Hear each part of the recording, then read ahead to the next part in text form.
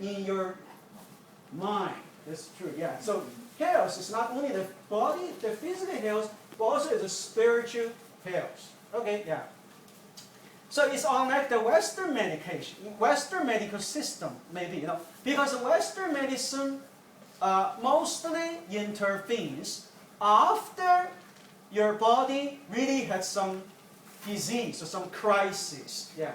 While Chinese medicine anticipates and prevents disease by sustaining our interior landscape. Yeah. So in Chinese medicine, the body is viewed as a like small universe. The body is like a small universe, a microcosm, or a miniature. Every body has very sensitive ecology to be maintained. Well, I would like to promote a simple way. So I think the body is very much like a garden. Ladies and gentlemen, can you imagine that your body is like a garden? Come on, use imagination. Okay, you have the soil. You have different plants and flowers growing in your body, just like different tissues, organs, right? And also you have the body weather, maybe. Okay, maybe sometimes it's hot, sometimes cold, sometimes wet, and sometimes dry. Okay, sometimes windy. Okay, yeah.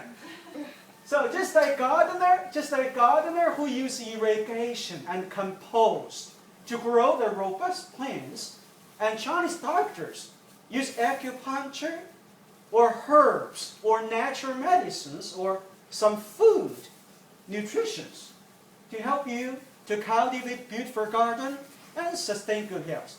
So some people say Western medicine doctor works like a fireman, firefighter, while Chinese doctor works like a gardener or housekeeper. Okay, yeah.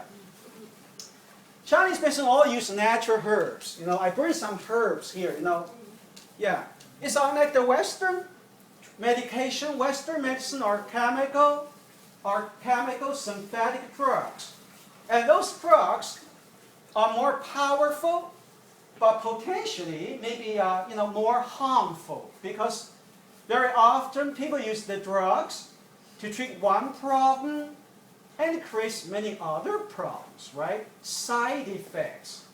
Okay, so now in the Western countries also there are more and more people looking for safer natural medicine or homeopathic medicine, naturopathic medicine for human health. Yeah.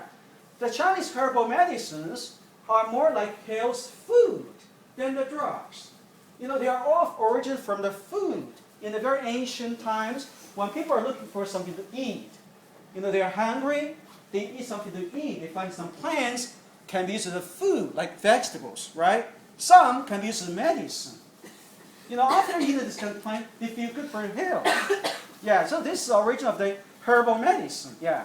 For example, like ginger. Do you eat ginger back home, ginger? Yes.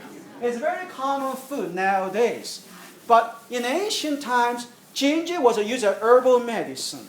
It's good for stomach. I think everyone knows that, right? Stomach, if you feel gas or wind, feel nausea, like air sickness or sea sickness, try some ginger.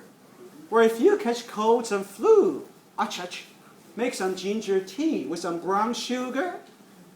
You drink the tea, next morning I'm sure okay. And also ginger is good for people with arthritis, rheumatism. Okay? And what about celery? Do you also eat celery back home in Denmark? Celery? Celery. Celery can reduce blood pressure. Celery can lower the blood pressure, especially for the leaves of celery. And what about garlic? Everybody likes garlic, right? In China, we love garlic. There's old saying, 1 garlic a day, you can keep the doctors away. You saw an apple, maybe, right? Yes. And some people say, 2 garlics a day, you keep your wife away. 3 garlics a day keeps everybody away. Bad breath. Okay, yeah. But it's good for health. So why not eat garlic? Yeah. So if everybody needs garlic, no problem, right? Okay. It's, yeah, so all these are natural medicines. Okay, I can also show you some herbal. This one is getting more popular in the Western world. People call superfoods. Yeah, goji. goji berry. Oh, yeah. Goji berry. It's getting more popular. Yeah, goji berry is similar to blueberry, and it's very good for health. It has very high concentration of antioxidants. You know, it has very powerful anti-aging effects. You know, slowing down the aging process to keep you stay young. Sounds good, right? Okay, yeah.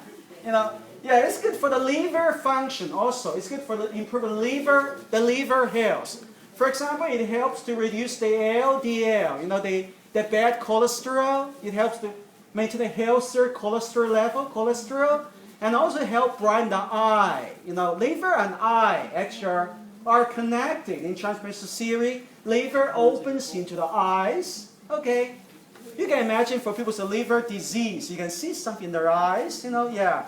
So when Chinese doctor checks somebody's health, the doctor always look at that person's eye. You know, to see, you know, there. You can find some information about health from your eye, yeah. So liver opens into the eye. And it's good for liver and also help brighten the eye. Very good natural medicine, goji.